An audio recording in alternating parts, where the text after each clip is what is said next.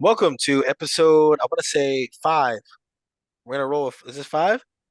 Think it's hmm Yeah, five. episode five of the Orange and Blue Crew with myself, Uncle Al, and my cousin Jai. The same three who've been bringing you some thoughts on the Knicks for the past few weeks. We had to take a week off because I was busy. I had um, for those who are unaware, I am a sports reporter. I live in South Dakota, and I work for a regional sports network. And for the past 2 weeks, we've had two conference tournaments that we've been broadcasting. So we had the NSIC tournament, which is the Northern Sun Conference. It's a Division II conference in the Midwest. So we had that basketball tournament for the men and the women last week. So we did that from that was Saturday to Tuesday. And then immediately 2 days after this past weekend, so we had the NSIC tournament, then we had 2 days off, and then Friday we had the Summit League tournament. And for those of you who are unaware of the Summit League is a Division I mid-major conference. They have Olympic sports, no football. But if any of you are unfamiliar, they have schools like South Dakota State, or Roberts, who made the Sweet 16 run a few years ago, led by my boy Max Asmus. And now the South Dakota State Jackrabbits are about to go on a run of their own since they won on the men's and women's side. So yeah, should be an exciting next couple of weeks for them. But yeah, because we were so busy, or rather, I was so busy, I just didn't have time. I mean, literally, we try to record on like Tuesday, but literally the last two Tuesdays that have passed, I had to do coverage for like a championship game. So like it wasn't gonna work. But we're here, we're back, and work kind of slows down for me. I probably will be traveling though with one of the teams, but that shouldn't really get in the way. But if South Dakota State's men's team is a play-in 16 seed, they would end up playing on a Tuesday. But we'll navigate that if the time comes. We're waiting for Selection Sunday to find out what happens there. Anyway, enough about me. We have missed a little bit of time, and the Knicks have played quite a few games since then. And normally we like to go through like two or three games, but instead we're going to focus on one game, which is our most recent primetime game on Tuesday against the Sixers. But before that, we're going to talk about just really the games we've had in March to this point, because like I said, last week we missed that episode, so we really missed really every game. I think in March. I think maybe in the last episode, did we touch on the Knicks and Cavs game or no? No, I I don't don't think think so. Yeah. so. So I think we've missed every um March Knicks game to talk about on the pod. So we've got the Cavs game, the Hawks game, the Magic game, the first Sixers game, which was a disgrace to the sport of basketball, and then of course last night's game against the Sixers.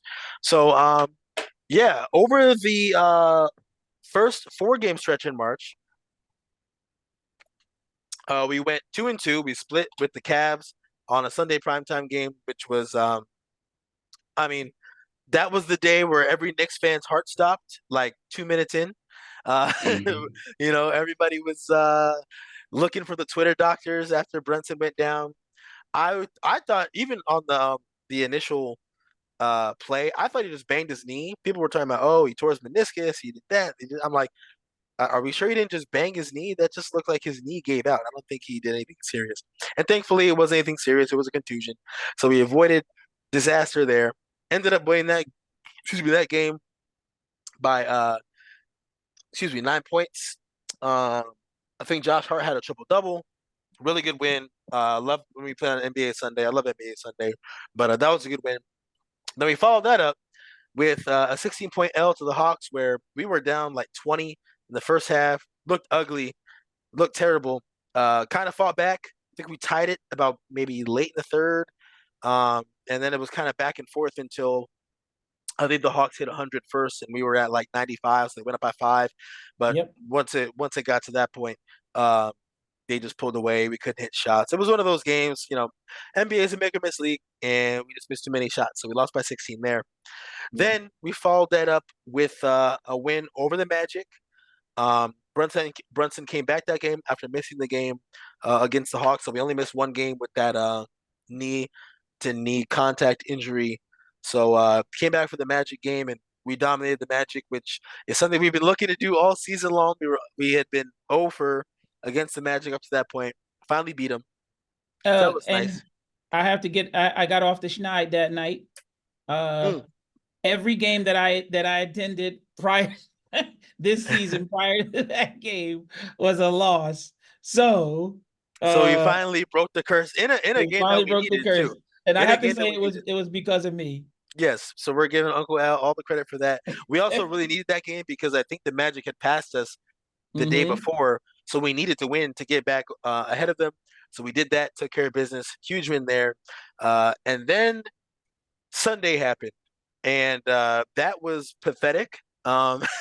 Thankfully, like I said, I was working, so I was kind of like I was watching the game when I had a chance, but like I was kind of going back and forth between being able to watch and having to pay attention to the game that was happening right in front of me. But yeah, that was just a pathetic excuse of a performance by the Knicks, and I think any of the players would agree with that. So overall, um, before we talk about last night, which was a really big win, no surprise there, that was a really big win. But the 4 game stretch to start March. What are you guys' thoughts, takeaways? You know, I know, like I said, we were all holding our breath after Brunson went down, but thankfully it wasn't serious. And then we end up splitting our first 4 games to start the month of March, which we talked about. March would be a big month for us. I believe we have 14 games, 15 games, and I think we said the magic number would be like 9 or 10. So Yeah. we got some work to do. But how do you guys grade the start to March? Yep. That Yeah. you can go. Okay. So I'll just title the beginning of March as Weather the Storm, right? We started off with the scare, obviously. That just gets your belly hurting when you see this guy go down after the season that we are projected to have in the playoffs. But luckily he was able to come back. He's a workhorse. He's going to figure it out, and I'm glad he did. And then it's just been about, just like we talked about at the previous show, we're just waiting until we can get healthy. And that's what it seems like. There's going to be these ebbs and flows. You have legitimately 3 of your starting 5 out since December, right? So, and then in a game there, you have 4 of them out. So you can't really even count these games you can't look to these games as, we need to win them. And we may even need to adjust the 10-win mark that we gave based on us not having the full complement of players. But what we can do, and what the way I've been viewing these games, is through the prism of uh, how does Tibbs put together this bench? How does Tibbs figure out this bench without uh, relying 100% on Josh Hart? Because Josh Hart is going to be, for all intents and purposes, the heart of the bench. He's going to get a lot of those swing minutes if there are any at power forward. We think, then we're seeing Precious play his way into a significant role, which may be able to help us, weather the Julius Randle situation. Right, I'm still on the fence. I just think Julius Randle's probably going to come back and be injured more often than he's not. And we're going to need Precious to be there. And Precious really is just such a versatile player. He gives me comfort in our ability to challenge Boston with Jason Tatum. The height and the length that he has, that really helps. I think that helps. So, way I'm looking at it, weather in the storm, ebbs and flows is going to happen. You're going to have droughts where we're not able to score. We don't have anybody to really depend on. We don't have Bogdanovich to depend on. He hasn't shown that he's dependable, right? I mean, he played last night, and I don't think he scored. Or at certain point, he didn't make a basket. He was out there 20-something minutes. And we need scoring off the bench. Josh Hart is going to be that Swiss Army knife. And we just need more scoring. I thought we had it figured out. Tibbs need to figure out what's going on off that bench on scoring. So still a little trepidation. I'm still a little bit nervous about what we're going to do with that bench unit, but that's where we are. I think it'll be a lot more of the same throughout March, where we're just figuring that out. Mm. And Jai, I know I you've did been want to add. critical. Yeah, go I ahead. was gonna say, I know you've been critical of Tibbs. So where do you stand on that? Hmm. But before I wanted to say about Bojan last game, I was like harder on Bojan, and now I'm sort of like right in the middle. And I want to add for last game, there was something really odd going on between him and Nick Batum.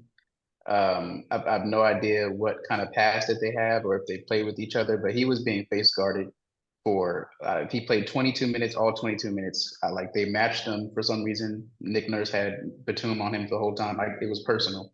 Uh, what's his name? Bojan only got off 2 shots. Whenever he got the Mm-hmm. ball, Batum was right there. So I will say last game was a little bit of a fluke for Bojan. I'm definitely going to give him that because there was something very strange going on with the defense, and it cost them like lots of points. Nick Batum being so far out on Bojan. But yeah, with Tibbs, this is what I've gathered. When it comes to game situations and what's happening on the floor, I'm still a huge Tibbs fan. I think that he's managing the game really well and getting us in position to win exactly when we need to win. His approach with injuries, he is not making any adjustments. I think that people are asking. It's not like he doesn't it's not like he's not capable of it. I know that he is. We've seen it when we have the full roster. He just doesn't care. Like it's not a concern of his. It's not something that he wants to even spend time on because we have guys like Josh Hart and Achua that can give us lots of minutes and play really well. So he's not going to make any adjustments to the lineup um, until we have a full roster. So I don't have any real notes with Tibbs except for he's just putting the guy he has what he wants with Bojan and Burks together, and he's going to keep throwing them out there until we have a better roster rolled out. Mhm. Um, so yeah, so with the Cavs game, only thing I really want to say is, it was a really great win. Definitely like I mean, I wasn't even paying attention in the first half. Deuce went off. I wasn't paying attention at all because I was just refreshing on Twitter. I remember vividly one dude was like, you know what? Everybody's thinking, oh, the season's over. What the Knicks luck? This is horrible. One dude was like, this looks like a blah blah blah blah the diets. Like it's just a nerve damage, a little quick pinch to his knee, Yeah. and it's really bad at first, and it's gonna go away. And I was like, that's wishful thinking. That's the dumbest thing I've read all day. He was the only person that day that was right. That's exactly what happened. Like whatever ailment he said Brunson Yeah, had is I think exactly what he had. he probably got a knee, probably like right above his kneecap, like in that weird area between like your Yeah. kneecap and your quad. Hmm. He probably just got because I'm pretty sure I think I might have seen who you said that, and he showed the clip Hmm. where like Brunson, I think he is like Hartenstein. He came and he hit him. He got hit like in that spot right there, and then he Hmm. ran, and then as soon as he tried to jump, it was like his knee was like, hold on, like I'm not ready yet. So I think yeah, Hmm. that was like the only guy who was like, Hmm. everybody calm down, because it was mad Yeah. weird. I've seen guys get hurt like on the on like coming down, but he like couldn't even Hmm. get up. That was really weird. Hmm. Yeah. So that was the only dude that was right. And I was like, nah, that it was unbelievable to me because I was like, this guy is the ultimate optimist. Um, but yeah, it was a great win. That's all I really gotta say. Yeah, yeah, no, interesting start to the beginning of the month. Like I said, I'm most happy that we didn't go over against the Magic. Yes. Out of all the games, I Yes. mean, the Cavs don't scare me. Even if we match up with them in the playoffs, they don't scare me. So that game, even if we lost, I would have been like, all right, whatever. Like Brunson got hurt, big deal. Um, and just at least getting over the hump of losing every game of the Magic this season. I already don't think they're that good. Like I think they're good, but I don't think they're should be 3-1 good compared to us. No So way. had to at least get one so we can say like, yeah, we did beat them in the regular season at least once. Um, but then yeah, I see no one wanted to mention Sunday, which we don't have to. Like I said, that game was A utterly throwaway pathetic. game. Yeah, it Come was on, we scored 73 yeah, points. it was utterly pathetic. I mean, just looking up and down the box score, uh one of the saddest box scores. I mean, even from the Sixers too. Like Yeah, they were everybody scored. horrible. The Sixers shot 38%. We shot 32%. Brunson was 6 for 22. DiVincenzo was 6 for 17. That's becoming the DiVincenzo norm, though. Yes, it is. Josh Hart DiVincenzo's was, got mellow numbers. Like yeah, he'll hit some good threes, but he'll be what was Melo's favorite stat line was like 5 for 12. Five yeah, for yeah. 12, yeah. Hart was 4 for 13. Precious was 2 for 8. Like it was just everybody was bad. Everybody was really bad. We had 19 turnovers. Um, That was Jesus. that was the they worst had part. yeah, they had 13. Like it was just a sloppy, ugly, nasty game. Um, so yeah, we'll just skip past that. But moving on to last night on TNT, that was New York Knicks basketball, and we also had the return of our boy OG, The big who OG back in the yeah, building. OG back in the lineup, and man, he looked good. He looked like he didn't miss a beat. Played 29 minutes, 14 points, 6 for 11 from the field, 4 rebounds as well. Played his usual really good defense, and it was nice that we had a blowout because I was wondering, I'm like, is Tibbs gonna get right back to it, or is he gonna kind of ease him back in? And Well, I think he played 30 minutes he played, though. yeah, he played 29 minutes, which was more Yeah. than Hartenstein, more than Brunson. But but I mean, at least because it was a blowout, it didn't have to be like an immediate 38, 42 minute type of game from him. So that was good. It definitely was good to get his feet wet. And yeah, the Sixers just look like very similar to how, I mean, they literally scored 79 points again. Like so how amazing, you score more than 79 points and you probably win. And we scored 106. Um, but yeah, we had a really good game. Precious had a really good game. 13 points on 6 of 8, 8 rebounds. Um, like you guys said, Boyan 0 for 2 last night, and I honestly didn't even notice the Batum face guarding. Whatever it is, I think they may have. I don't know if Batum was a net at one point in his career because I know he's been on the Blazers, he's been on the Jesus. Hornets, um, and Mhm. I don't know if I think he was the Grizzlies, the Clippers. I don't know if he was ever a net at the same time as Boyan because that's the only time I could imagine them ever having like been on the same team, and I don't ever recall them having beef. I mean, maybe because I Mhm. know the Jazz. Maybe like maybe did the Jazz play the Clippers in a playoffs or yeah the Jazz in a playoff series? I don't know. So yeah, I Yeah, don't even know. it could be like it could be like Olympic time. It could be Yeah, anything. yeah, I have Yeah, no idea where any sort of beef would stem from, but I'd have to go back and watch because I didn't even notice. But now that you pointed out, I gotta see it was wild. what was He going on. couldn't get open. He was never open. I don't think for the whole game. Yeah, so yeah, that was strange. Um, But anyway, but yeah, I mean, hey, everybody played a good game. We shot 50% from the field as a team, made 14 threes. That's always a nice sight. Um, and Josh Hart had another triple double. Yes. Can we before we continue, uh, can we acknowledge just like I mean, Josh Hart has 4 triple doubles this year, and I'm pretty sure all of them have come in the new year. So in the Yeah. past, 2 months and change, really maybe I guess 2.5 months because we're about midway through March.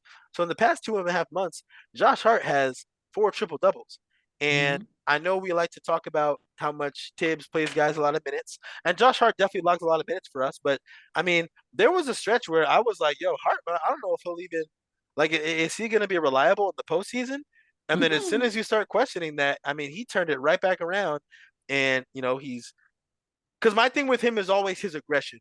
When he's getting his head to the rim and driving to score, as opposed to I hate when he does this. Like he'll catch it. He'll either be open and like dribble Yeah. into the inside Yeah. the arc and look to pass. And I'm like, bruh, you're an NBA player. I've seen you score 30 points multiple times. Go score. When he's doing that Mm-hmm. stuff, he's useless. But lately, getting his head to the rim, um, driving, looking to score, looking to attack and finish, shooting threes with confidence. Like that's a Josh Hart we're gonna need. So I mean, Jai, I know you're. I know. I feel like I haven't heard much of your thoughts on Hart lately. We've been mostly on the Alec Burks train, but I mean, what are your thoughts on what Hart's been doing lately? These were the only notes I bought to today's taping were about Josh Hart. And it's because when he was on the Blazers, he came to us shooting 31% from three. And then in those first 9 games, something across that stretch, he shot 50% from three. And Yep. that's like when you think about a deadline trade, what you expect from a player, Josh Hart was, I don't know, maybe 25, 26 at the time of that trade. You expect them to, it's a new system. You're going to improve in one area, and that's going to be what we need. From Josh Hart, he's a great rebounding guard, and he's a great defending guard. But also, it would have been a huge plus if he improved from the 3-point line. And that's exactly what he did for the Knicks in 2023. The one line I thought of when I was watching the game last night was from a deadline trade of a veteran. One thing you never expect and almost never see is that player get better. Josh Hart is a better basketball player than he was last year. And it's showing. You said he had 4 triple doubles in 2024. He has 4 career triple doubles. He has never gotten a triple double until this year, and he's had 4 since. With him playing 40 minutes, he played 39 last night. The Knicks, in our last 3 games, 4 games or so, have held teams to under 80 points. I don't think that's been done in the league in 12 years, something like that. He was a plus 32 as So well. he was. I didn't even know that. It's another thing stacked on. Josh Hart has been an absolute revelation for the Knicks, and we needed him to. I was never down on Josh Hart. Twitter was in the dumps with Josh Hart, but I didn't expect him to turn it around to this degree after the new deadline. He's been absolutely phenomenal, and I hope they can continue to the postseason because there aren't any teams with a Josh Hart if he's playing at this level. Derek White, pick one. Nobody has a 6-man like that. Yeah, I was gonna say, are you guys?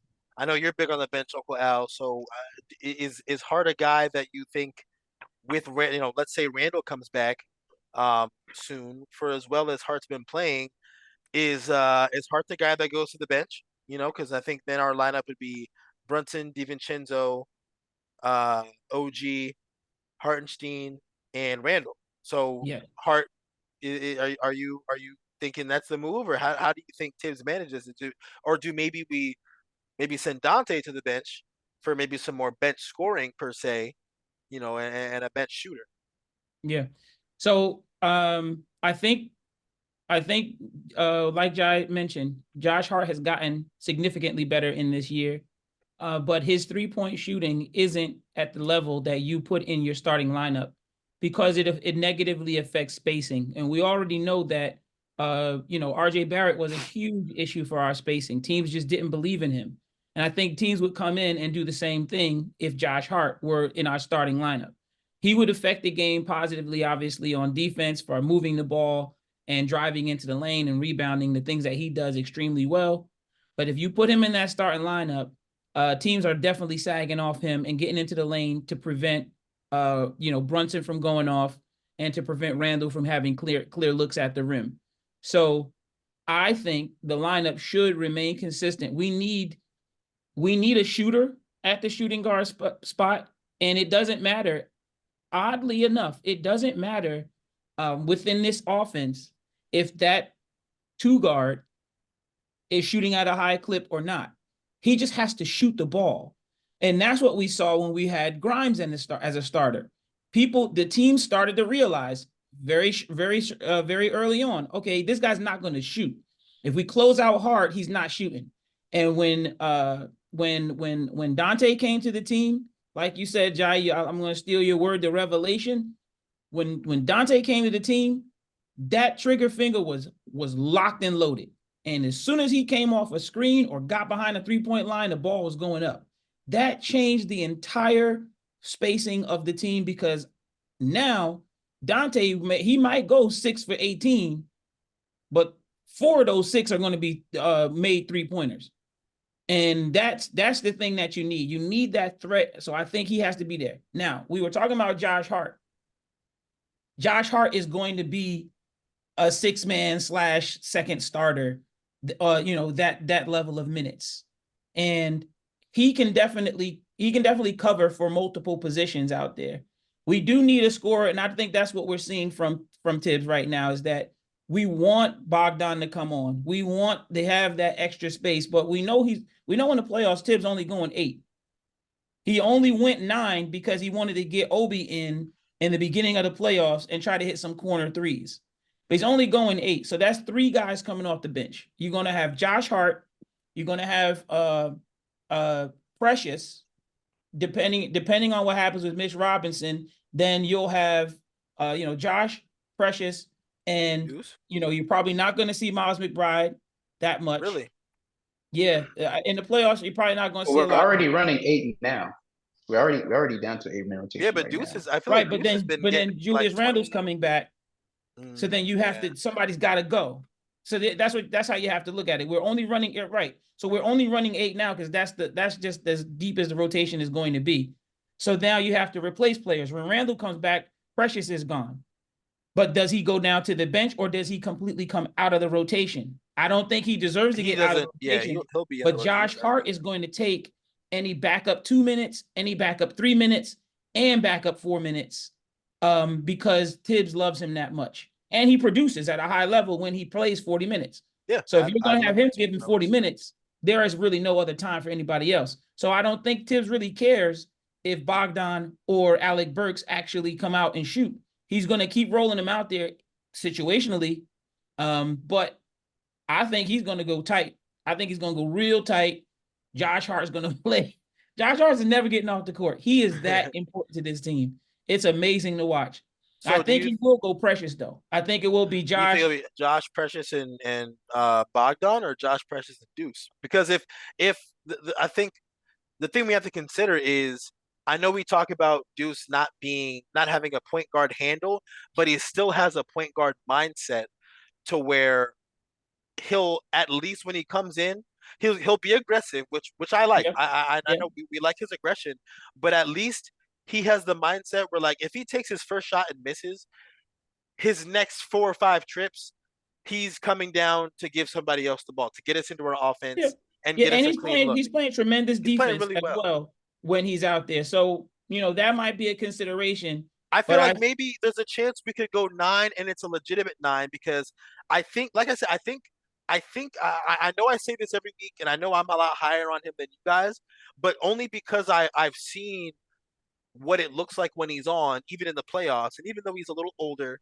I think Bogdan is really a guy where I think we'll run into a situation where we're shooting like we did on Sunday against Philly, and we need somebody to just come in and get a few buckets. And I just feel like there will be a game in the playoffs, whether it be in the first round, if we get past the first round, second round, where like nobody can get a bucket, and we put Bogdan in, and he goes like 4 for 5, and it'll just be like that type of thing. I'm saying that I really think that could happen. And Bogdan Fournier. You think so? I want to say he gonna Fournier that joke. I'm telling you. I want to talk about Bojan and Burks. His name is Bojan for both of you guys. Oh, Bojan. I forgot. Yeah, I was thinking of the. That joker name is Bogdan. Bogdan Bogdanovich. Bojan, I want to talk about Bojan and Burks. I saw this. There's a good Knicks account on Twitter called. His name is Ben Ritholtz. I don't remember exactly what his handle is, but he said he posted these stats. Alec Burks has been, and I think I'm gonna bunch in Bogdanovich with this, impossibly bad. And while that sounds funny, it is actually like it is objectively true. They Burks. I'm gonna go Burks. Burks has been impossibly bad. He's had in the games he's played for us the highest usage at that position. For usage, for people who don't know, is the percentage when you're on the field of possessions that end with you having the ball. So if you shoot, if you turn the ball over, you do whatever. If it ends with you doing something with the ball, that is a possession in which you're being used. His usage rate has been the highest of anybody at that position for some reason. He was in like the top percentile, obviously. In efficiency wise, he is in the third percentile. That is almost statistically impossible that he's done that. Bogdanovich is missing layups and he's missing shots that have gone down for him in Detroit. I do not think what is happening with either of them is real. Like I don't like that's why I've eased on Bogdanovich. I don't think that what is happening with either of them uh, is a sign of things to come. I think that they are going through a supernatural slump that I think that more guys coming in, I think that more guys coming in is going is going to fix that. No, that's A how can you supernatural be slump is serious and something. say about Joker going through a supernatural slump? I've never heard that one. I But never heard that one. if that's what we're gonna call it, then I'm on board because I want to Yeah. see my man Boyan get busy. Listen, Yeah. I'm done with him. I'm done. I don't even care. As long as we got Precious, I don't care. Precious can do no wrong. When Precious pulled and hit 2 threes the other night, I was like, yeah, he ready, bro. He can do no wrong. Thibodeau is not going to take that young man out of the game if he can help it. He's going to go to bat for that kid no matter what. You're going to try to force Bogdan in there. He's, I want to see him be successful. I really do. I truly do. Nothing, you guys know you've played basketball with me. I love nothing more than pulling threes and watching guys shoot. And I want to see him get out there and just light it up. That ain't gonna happen, man. It's just not gonna happen. The guy, I don't know what happened. He got it's like you might be right. It's like supernatural. It's like Space Jam. He got lost his his power. basketball skills Space Jam when he came to New York. I can't believe it when I'm watching it. I just can't believe it. But So he has had some flamethrower nights for us. he has He two. had 26. Yeah, two Yep. of them. I got to correct myself here. Burks as a Knick, 13 games is at 28% usage. It's not the highest for that position, but it's still 95th percentile for wings, and it's above Julius Randle's season usage.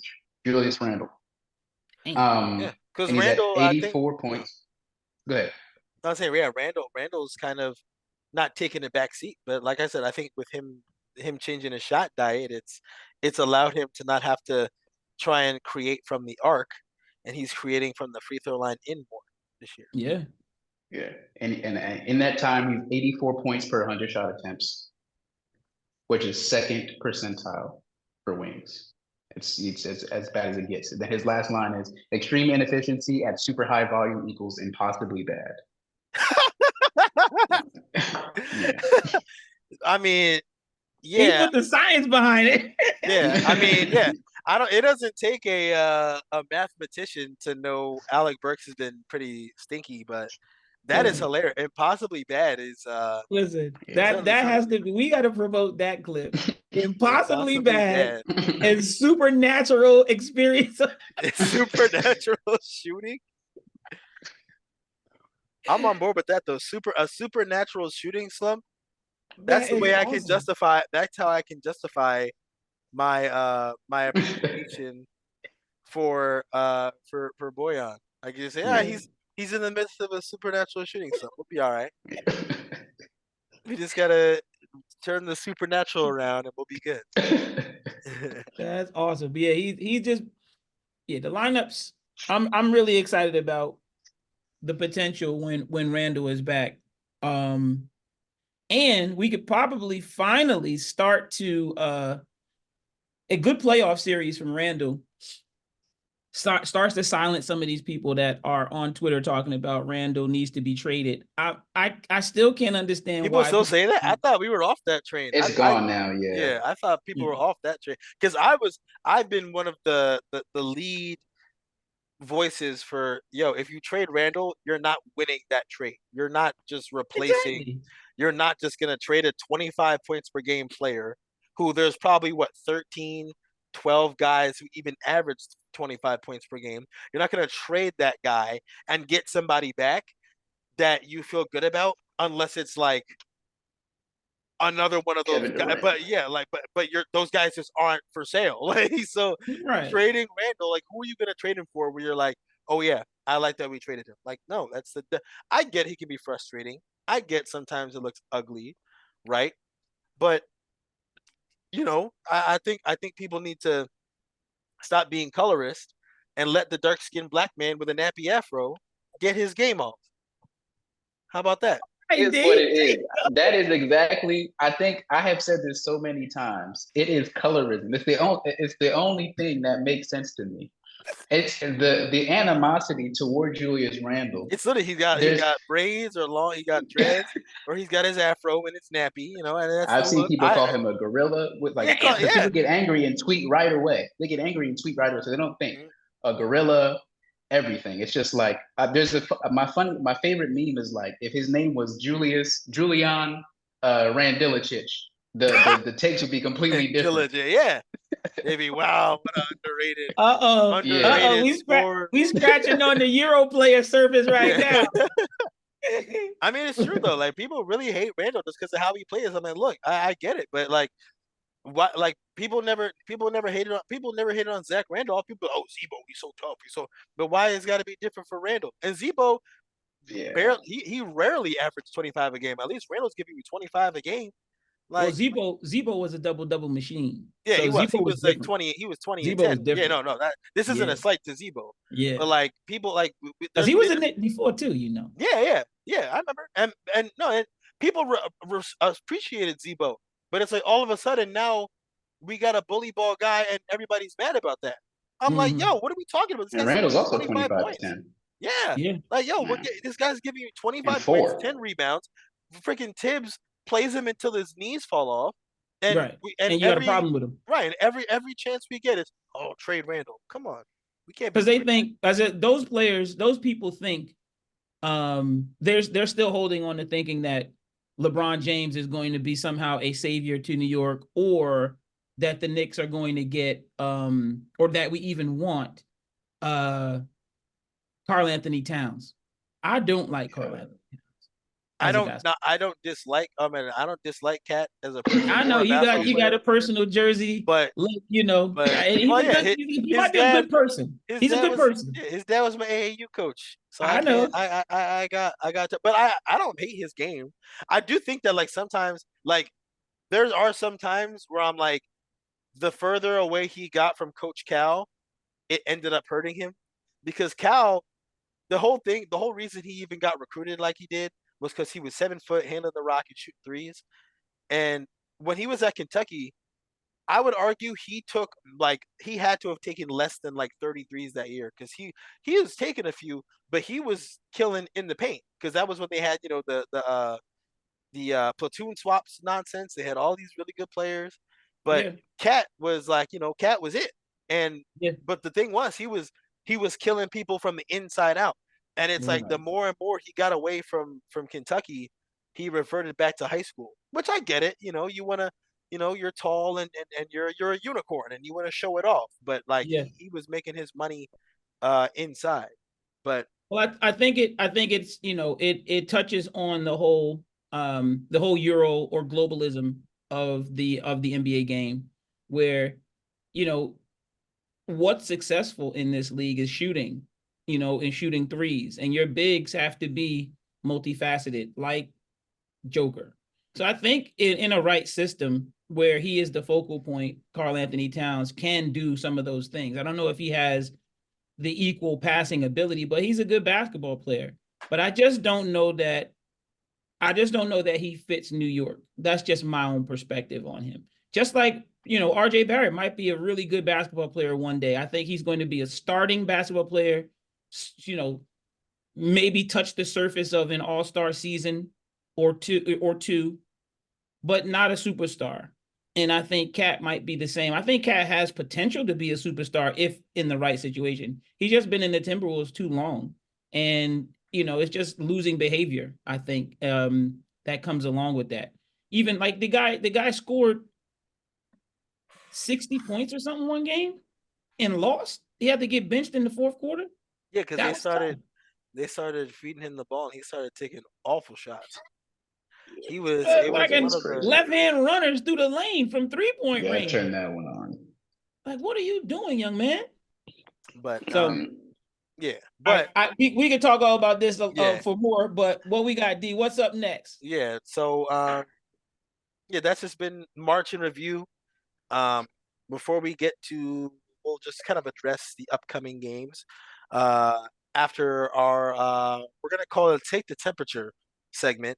So we're gonna take the temperature on everybody, see how we're feeling about the Knicks. Last time I know we kind of called it the panic meter, but that's just because we were in the midst of, another cascade of injuries and doom and gloom, and oh, we got to get healthy. When are we gonna get healthy? Blah blah blah. Right.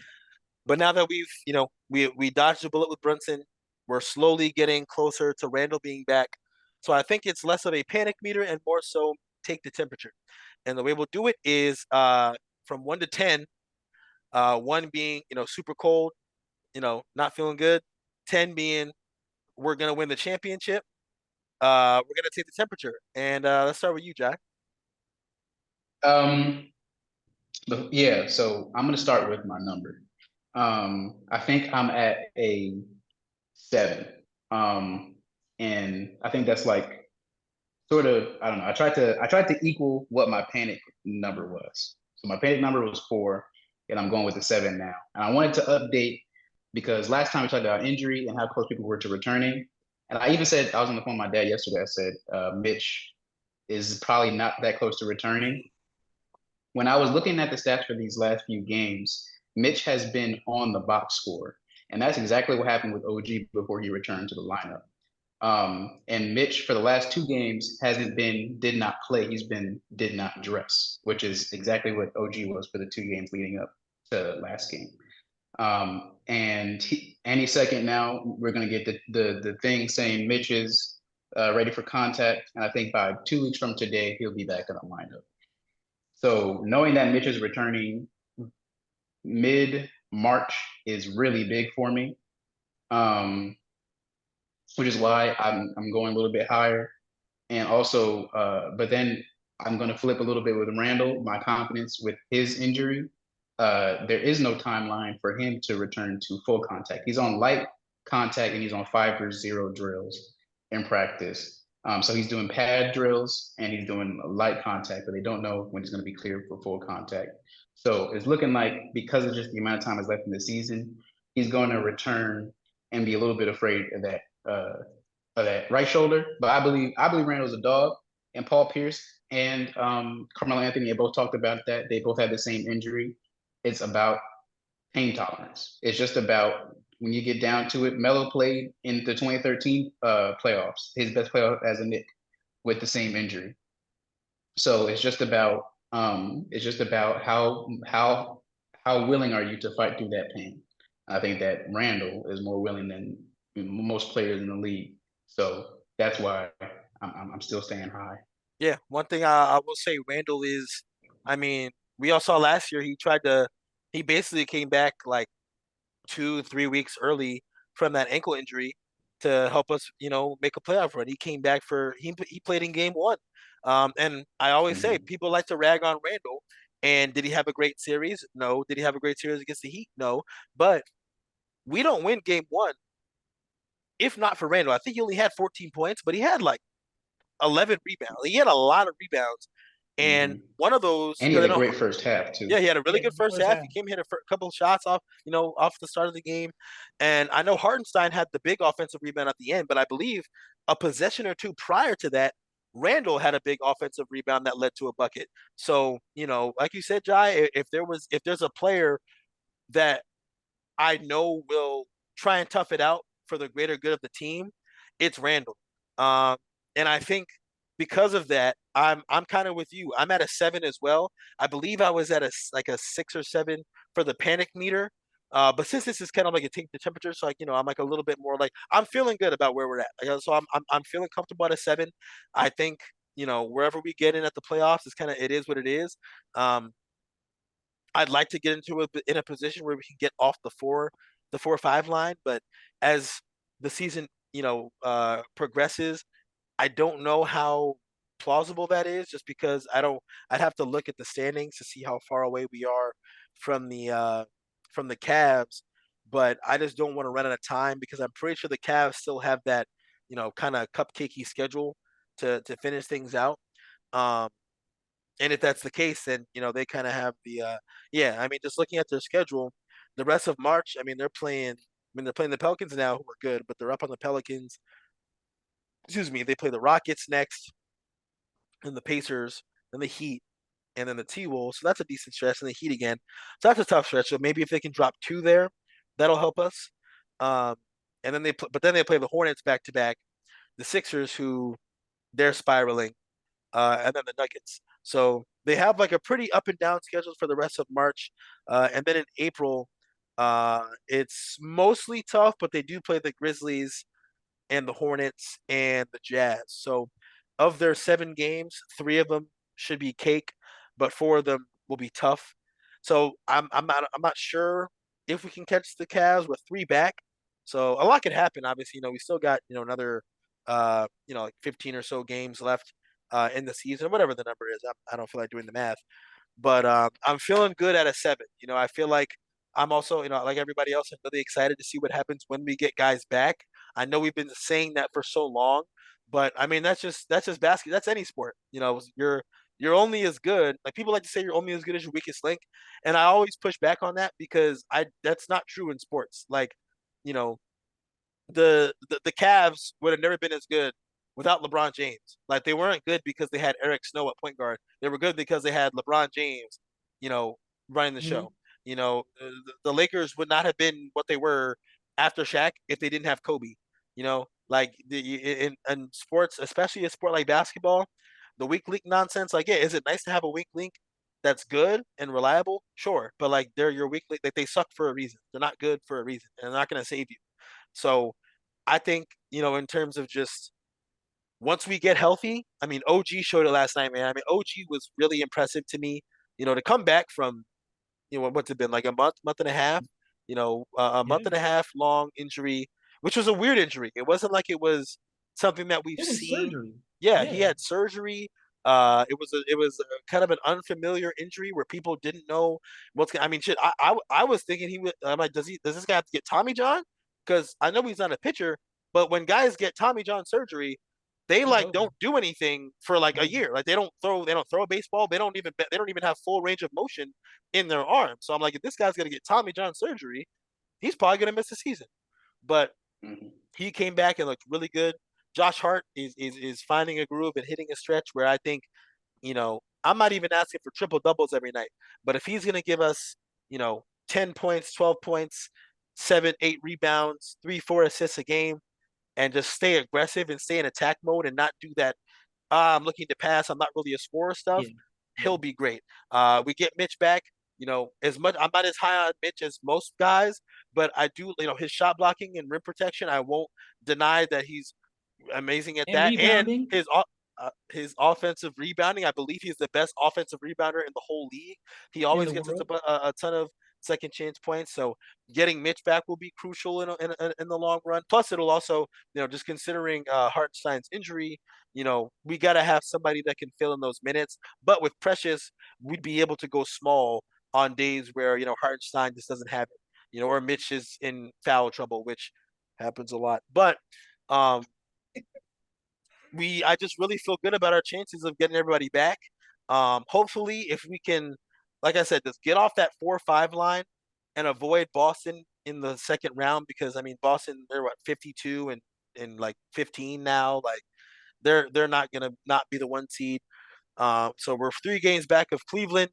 I don't think we play them again this year, but if we can somehow pass them, that will really, I think that's the only thing holding me back from being above a 7. I'll probably be at a 7. Like no matter what happens, as long as if we get in at the 4 or 5, I'll probably stay a 7 until I see what happens in that first round. But if we were able to get off the 4 or 5 line and secure that 3 seed, that might take me to, you're looking at 8.5, 9 range, and I'd be feeling really, really good about our chances. How are you feeling? So I want to buck the trend here because I know you guys are at 7s, and um, I think I'm gonna go. I'm gonna say my number first before my preamble. So I'm going with a 6. So you guys don't make fun of me again. I'm going with a Well, 6. let's just preface this. If anybody missed the last episode, this guy was acting like he's like, oh, this, we got this going on, and this guy's hurt, and Boyan can't play, and Burks is worse than I thought, and Tibbs minutes management, and we can't guard the three. And I'm thinking, oh man, he must be really going through it. And then he said like a 4 or like a 5. And I'm like, Panic meter at 4 or 5. that doesn't match up with anything you just said. I thought you were about to be at a 9. This guy's talking about 5. I'm like, so what? You're not worried, but we got all these problems? So my thing here is this, though. I'm going with a 6 only because I am optimistic for all of the same reasons that you guys are, right? But this is all pie in the sky. If Mitch is coming back, Mitch is going to be ready to roll. He's going to work his way back in, and then we're going to have a full complement. But the things that are still really just sort of wearing on me are Julius Randle, the usage of Brunson without the scoring output of Bogdanovich, Burks, or a consistent scoring output from Dante DiVincenzo. So the three of those guys are our shooters. You know, obviously Brunson is included in that, Josh Hart's included in that, but we have to play those guys at such high minutes in order for us to be really operating optimally. They need support from guys that have big game shooting to continue to spread the floor. And when Randle, if and when Randle comes back, playing through, he's going to have to play through pain. So he's not going to come back as the Randle before he left. And so we have to keep that in consideration as well. And these guys, somebody's got to step up and provide some scoring support, because even though we beat the snot out of Philly with 107 points, right? Was it 107? 106, 107 points is not a lot of points. That's not going to guarantee you a win, right? So we need something out of the three of those guys on a more consistent basis. You know, two of the three of them.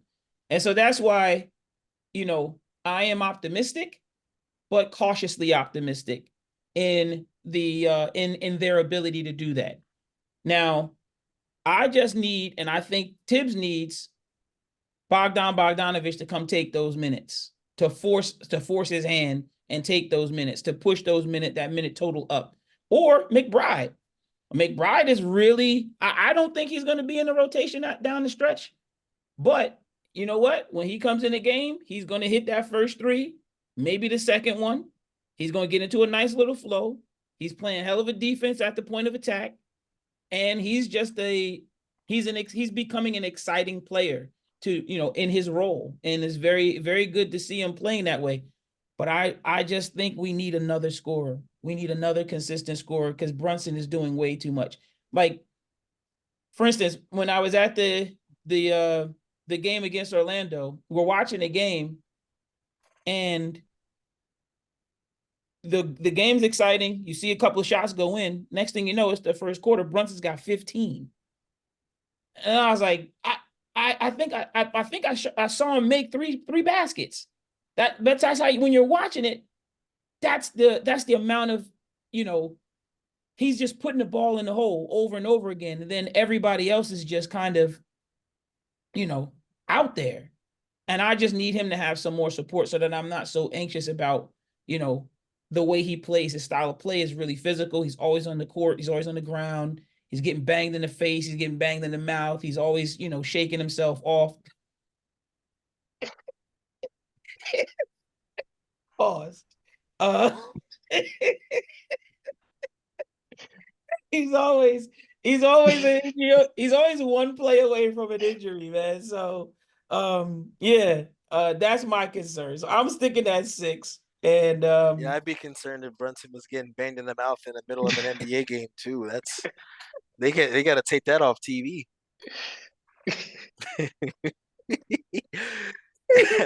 my only not pushback, but my only question would be in minutes where Brunson. I mean, Brunson can't. He's not gonna play 48 minutes a game. So who runs point guard if Brunson's coming out in the playoffs? I mean, are you when we say rotation? Like, are you saying Deuce is gonna play like 12 minutes a game, 10 minutes a game, or do you mean in the sense of like will just never find the floor in the Yeah. playoffs? I'm thinking that because when Tibbs when Tibbs gets nervous or when he wants to win, McBride's not going to be on the court. If McBride shows that there's any shakiness to him, he's not going to be on the court. Tibbs is going to take those minutes and give them to Josh Hart. And he's going to live with whatever Josh Hart is able to do in order to start offense. And the dude, like you said, he's got 4 triple doubles. That means he's got 10 assists. That means we're looking for him to give you 4 to 5 assists per game. So he's going to have the ball in his hands. And he obviously we know what Josh brings. He's going to come out, he's going to push the tempo, going to get to the rim on a layup when he's clicking, right? And that's majority of the time. But it's just that high usage. The high usage is really the thing that really concerns me the most on key players for us. If you can get Brunson a couple of minutes and get the ball in somebody else's hands, let Brunson feed a couple guys. Right. But somebody's got to get consistently hot. Right. I think Randall coming back will certainly alleviate that. Plus, I think Randall's presence, gravity, as they like to say, yes, will make, instead of Dante having to take shots with guys running out at him, because guys may have to help more. Now he's getting more clean looks. Maybe Boyan will get more clean looks if they're on the floor together. Hart will get clean look, things like that. And even Brunson will get cleaner looks by Randall being on the inside. So, yeah, no, I think everybody, we all got our opinions. I think, we all feel it's hard not to feel good about the Knicks in general. Just, I mean, after a big win like that, especially after the way we laid an egg on Sunday, a win feels good. And to win by 30 in OG's return as well, also feels really good. But moving or looking ahead to, let's look at our next 5. We've got Portland on Thursday night at Portland, where we actually kind of struggle. Like, whether they're good or bad, we kind of suck in Portland in the past few years. So slightly worried about that game. Then we got the That's Knicks. Anthony Simon just goes off against us. He scores I swear he averaged like 40 against us. And then we've got the Kings, then the Warriors, then the Nuggets. Kings are gonna be tough. Yeah, Kings will be tough. And then we got the Nuggets, and then that's the last game of our quick road trip. And then we're back home against Brooklyn on the 23rd. So, before we get out of here, these next 5 stretch of games, I know we talked about our magic number being 10 for the month. We're sitting at 3-2 right now. So to get to that magic number, we would definitely have to win. Gotta imagine more than half of these next stretch of games, because once we come home, like I said, we get the Nets, Pistons, then we go back on the road for the Raptors and Spurs before we come back for the Thunder. So you got to think that stretch of Knicks, Pistons, really Nets, Pistons, Raptors, Spurs has to be no worse than 3-1. But before that, this stretch of 5, what do you guys think what is your guys' expectation? Let's just get a quick one from you, Unc. All right, what run them off to me again. So at the Blazers, at Portland, at Sacramento, at Golden State, at Denver, and then the 5th game versus the Nets. I think we can get the first and the last. I think we can get Portland. I think we can get the Nets. Just because it's a one of those the spirited things. Denver's going to be ready for us, and Sabonis is going to be really excited because Swiper's been playing really well. He's been playing some really good basketball recently, and De'Aaron Fox, and Sabonis is just a beast. He is the equivalent to Julius Randle. Like they came up in the All-Star at the same time. I think Sabonis got robbed out west this time around. They're always going to be neck and neck. They're very similar players. So he's going to be a really, really tough load for this team. And then Golden State.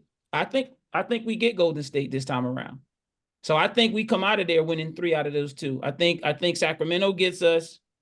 And I think who else?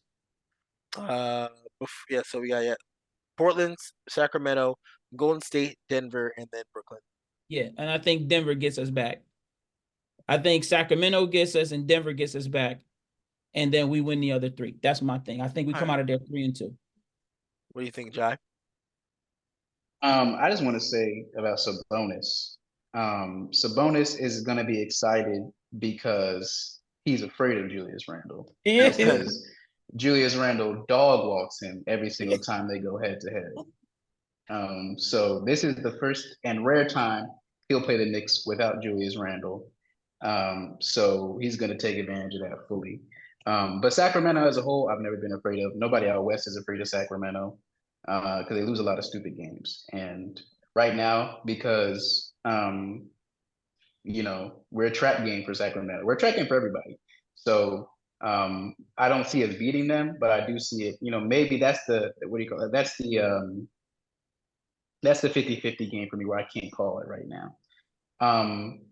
Warriors, once again, talk about supernatural. Steph Curry made like 2 threes the 3 games before he played us, and Yep. then he destroyed us in the first quarter last time.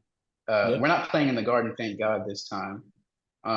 So he's not gonna. I don't know. Maybe this time, whatever happened last It's game just won't happen us. again. It's just us. Yeah. Yeah. So 3-2 is where I'm standing too. I do think that Blazers game, next game, is going to be a little bit scarier than a lot of people are giving it credit for. But yeah, OG being back, I didn't get to talk about OG today. OG is like, oh my God. I can't even, OG Ananobi is like a star. I think because defense isn't, so shined upon in this league, you don't really consider people like that as stars. He's a 3-and-D great role player, star role player. I think that you give him a little bit of elbow room, no pun intended. I think that he I think I I didn't piece it first. I think that he like blossoms. And I'm not gonna go into this because we don't have a lot of time today, but there's a big debate going on right now on Twitter about OG Ananobi versus RJ Barrett.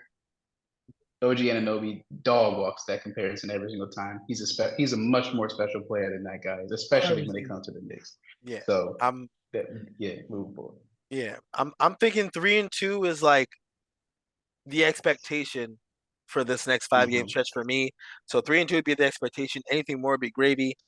Like especially like five and like if we can go on like a 5 game winning streak to make it six, after including Philly, that'd be huge. I mean, we need to get on a little bit of a streak here at some point to try and catch Cleveland because they'll be playing a few tough games, some cupcakes sprinkled in, but they'll be playing some tough games that they can lose. And if they do lose them, we got to be able to win when they lose.